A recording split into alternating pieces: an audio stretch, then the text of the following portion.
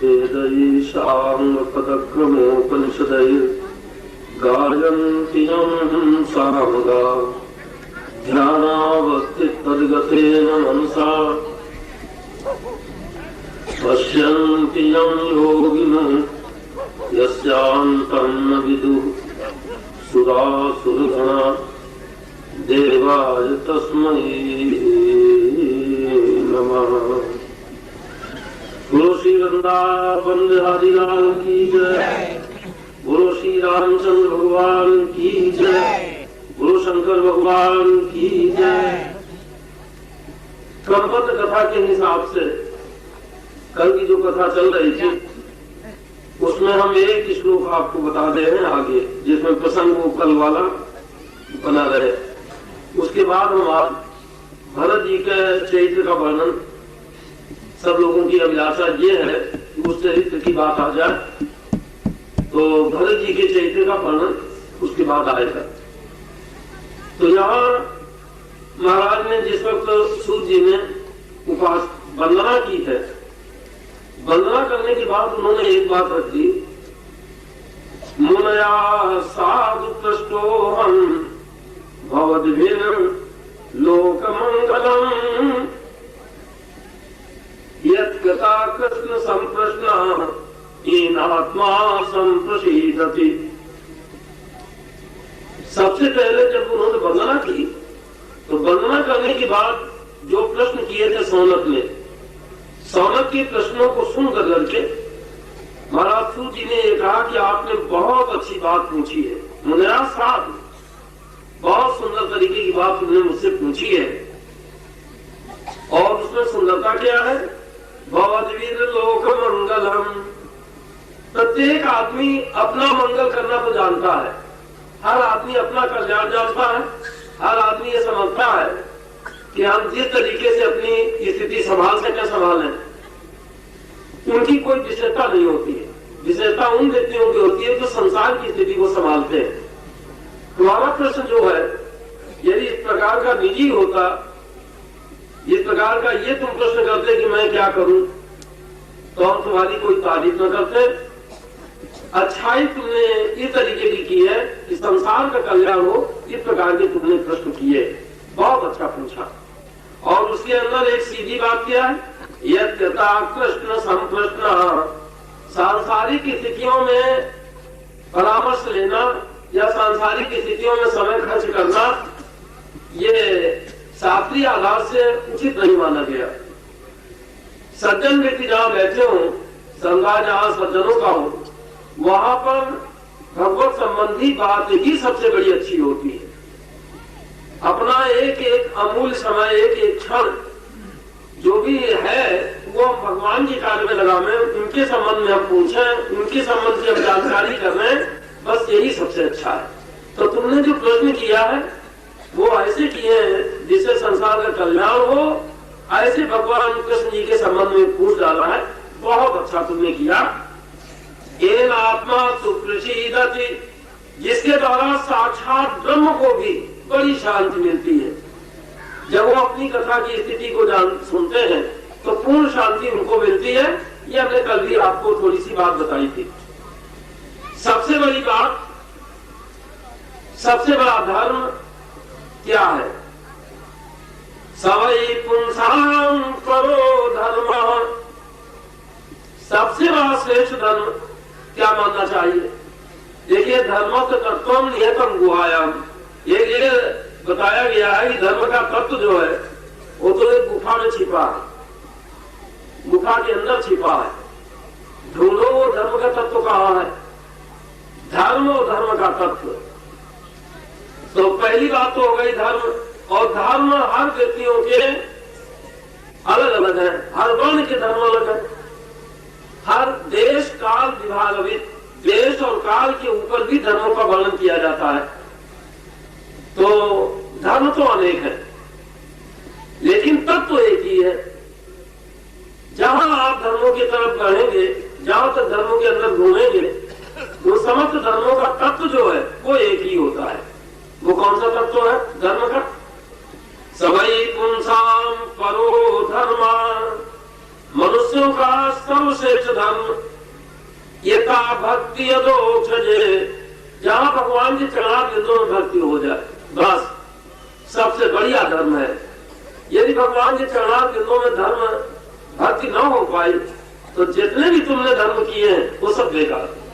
जहां जाना है उस जगह पर तो है नहीं। आप कोई आदमी कानपुर जा रहा है, रास्ता बिल्कुल विपरीत चल रहा है, क्या लाभ होगा उसे? तो उस सबसे बड़ी बात यह है यथा भक्ति अदोक्षजे, भगवान के चरणारविंदों में जिन तरीकों से भी भक्ति हो जाए वही धर्म है, जिन तरीकों से हो जाए। यदि हमें ईट पूजने से भी भगवान मिलते हो तो हमारे लिए वो धर्म बहुत अच्छा है।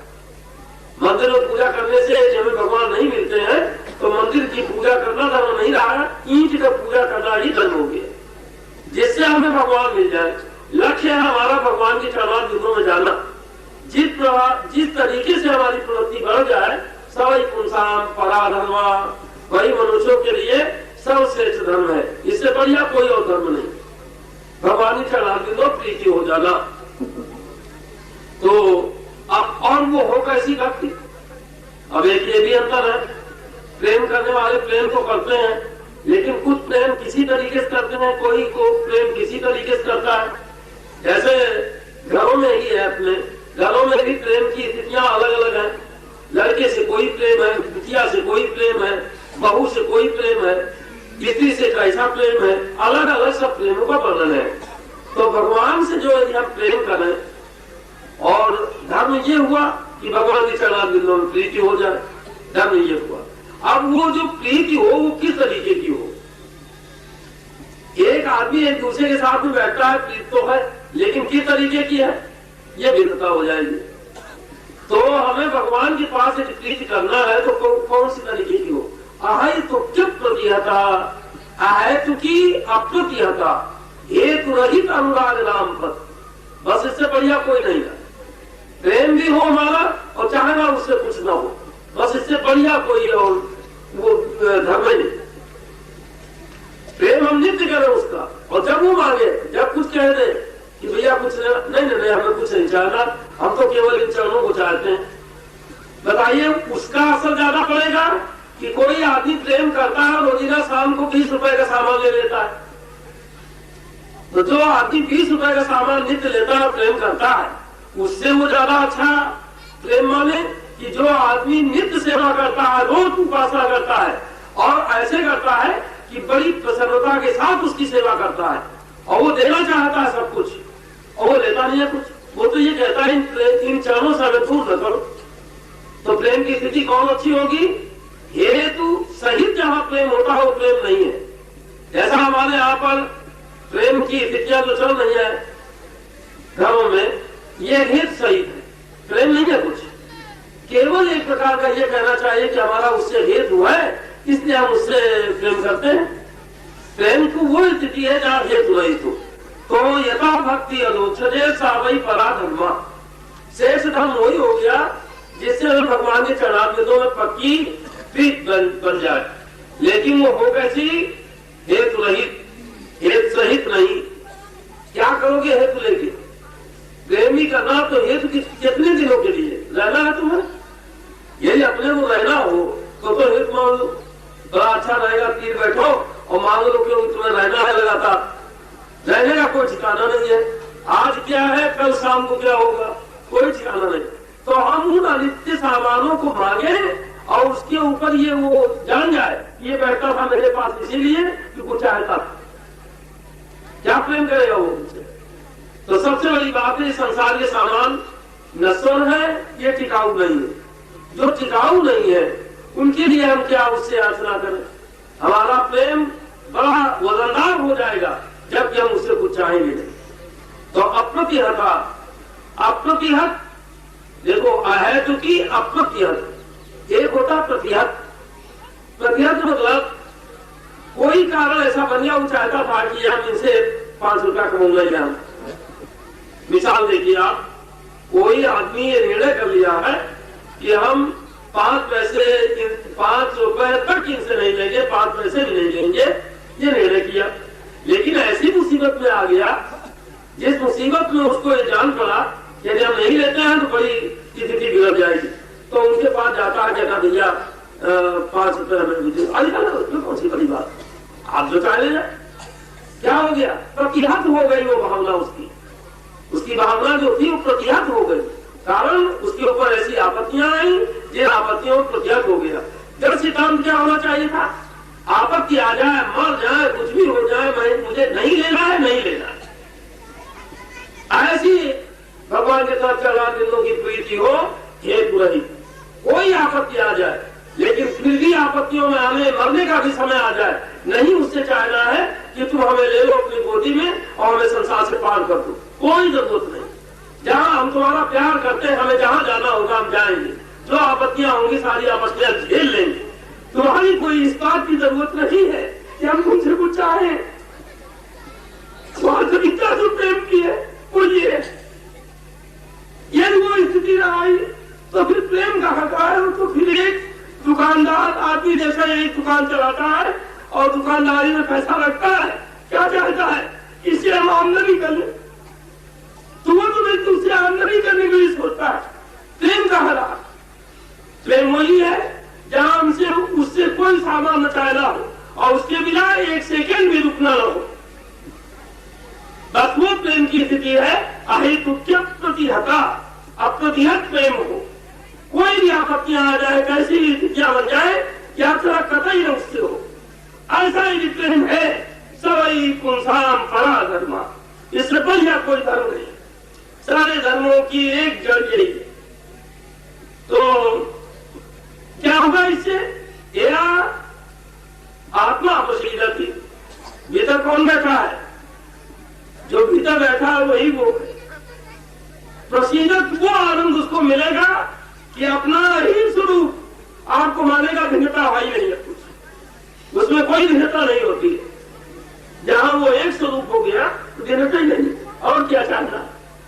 बस वही पुरुषार्थ परा धर्म, इसमें कोई संदेह नहीं, इससे बढ़िया कोई धर्म नहीं। अब इसी बात को लेकर के हम आपको थोड़ा सा बता रहे हैं। महाराज भरत जी का क्या अर्थ था, आए तो क्या प्रतिहता, हेतु रहित अनुराग अंतर, पिलाइए आप उसको। भरत जी की बात केवल इसी पर है, कितनी कितनी आपत्तियां हुई आज कथा में हम आपको बता रहे हैं, और इतनी बड़ी आपत्तियां आते हुए भी अप्रतिहत देती रहा। तो हमें आपको भी ये चाहिए कि कितनी भी आपत्तियां हमें, क्या संसार के सामान उससे मांगना है, हमारा गौरव रह जाएगा यदि हमारी रोजीना पूजा हो, हम रोज माला घुमावे और उससे शाम को हम मांग ले, तो हमारे माला की क्या कीमत रहेगी, कुछ है।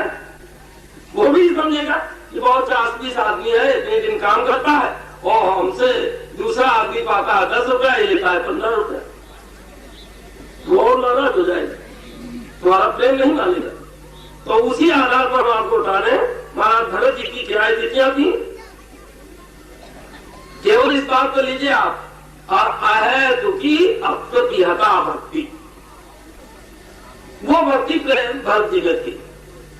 महाराज भरत जी की बात वैसे तो प्राय सब लोगों ने सुना ही है, लेकिन आज उसका विशेष रूप से हम वर्णन कर रहे हैं कि वो भक्ति भरत की कैसी थी। और ये किनके बात में बता रहा हूं, महाराज जी भरत जी जो थे, ये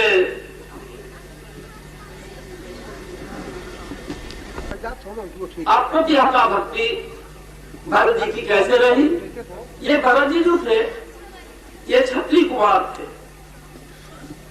और यदि आप देखिए कि इतनी बड़ी रास्ता पे चल जाना, ये कंटक की रास्ता है, कठोर कंटक, बड़े बड़े कांटों वाली जगह है ये, यहाँ कांटे हैं, फूल नहीं है।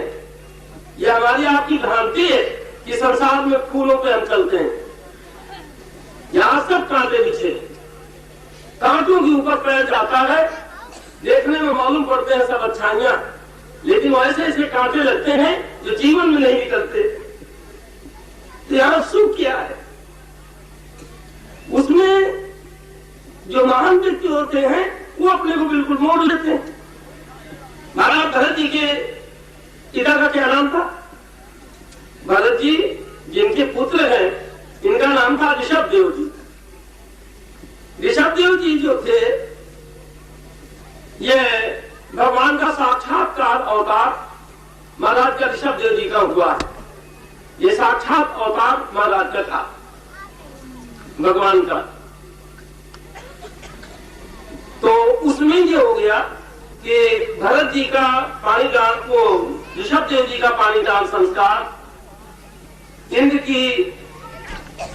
की जो बन रही है विलक्षण, इनके पुत्रों में, ऋषभ देव जी के पुत्रों में बड़े जो है, बड़े लड़की का नाम भरत जी था। भरत जी जो थे ये सबसे बड़े पुत्र हैं। गार्हस्थ जीवन के बाद जब भरत जी ने ये जाना कि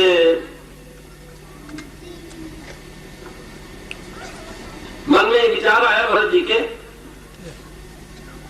कि अब हमारा गार्हस्थ जीवन का कार्य चल चुका है, ठीक हो गया है, तो भरतस्तु महाभागवता, महान भागवत अद्वितीय भगवत भक्तों में श्रेष्ठ महाराज, अवनतल परिपालना है, पृथ्वी का पालन उन्होंने किया, राज्य शासन किया, और राज्य शासन करते हुए पंचजनी विश्वरूप की एक कन्या थी।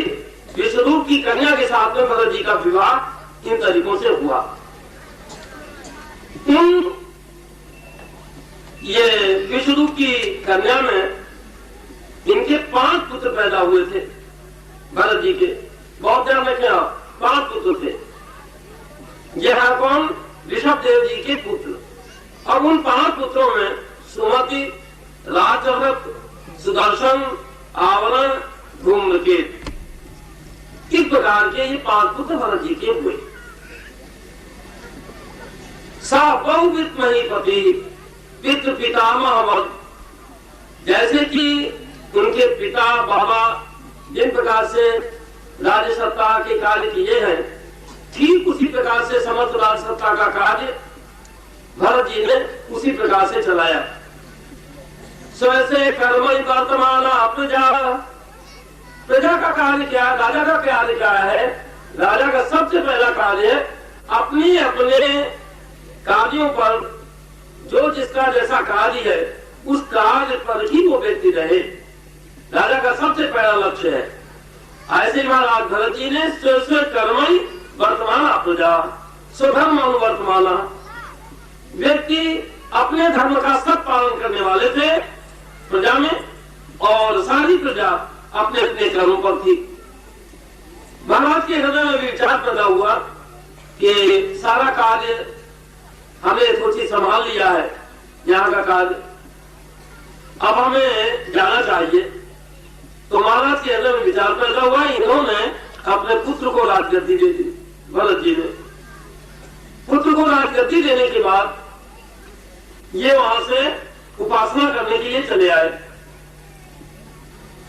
राज्य सत्ता के समय में ये जब जाते थे राज सत्ता में बाहर, तो बुले जी का एक आश्रम था, बड़ा अच्छा था, और वो गंडकी नदी की बिल्कुल समीप पर था, लगा हुआ बिल्कुल। तो ऐसी कुछ भ्रांति इनके मन में हो गई थी पहले ही कि हम राज सत्ता के हटने के बाद इसी आश्रम पे आकर करके हम अपना कार्य चतुर्थ अवस्था वाला यही व्यतीत करूंगा। ये मन में भावना भरत जी की हो गई थी।